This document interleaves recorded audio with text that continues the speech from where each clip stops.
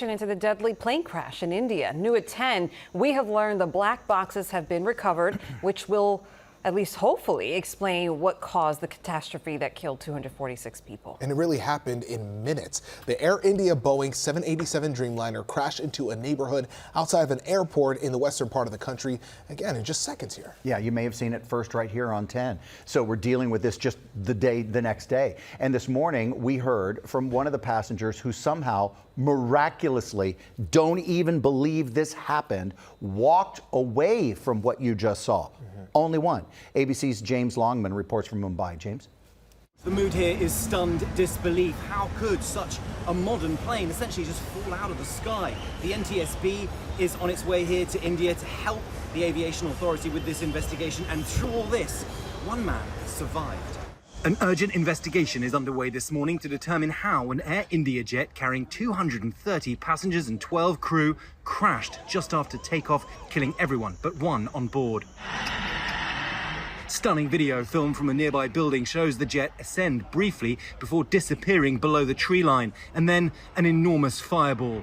The plane took off just after 1:30 Thursday afternoon and was headed for London's Gatwick Airport. Moments later, the aircraft plummeted to the ground near the Ahmedabad airport. Smoke from the tragedy seen for miles.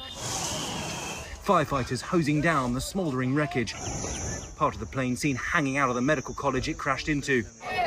Here you can see the back tyre sticking out of a building and a desperate rush to find survivors. I thought, I don't know, maybe he's joking or what. Akash Vatsa was on the same plane a flight earlier from Delhi to Ahmedabad. And it's a Dreamliner 787. Sharing this footage from inside the aircraft.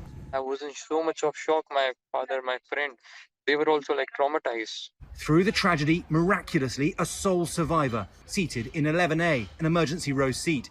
Astonishingly, he's seen here walking away from the crash. Vishwash Kumar Ramesh remains hospitalized. His family, meanwhile, beyond grateful.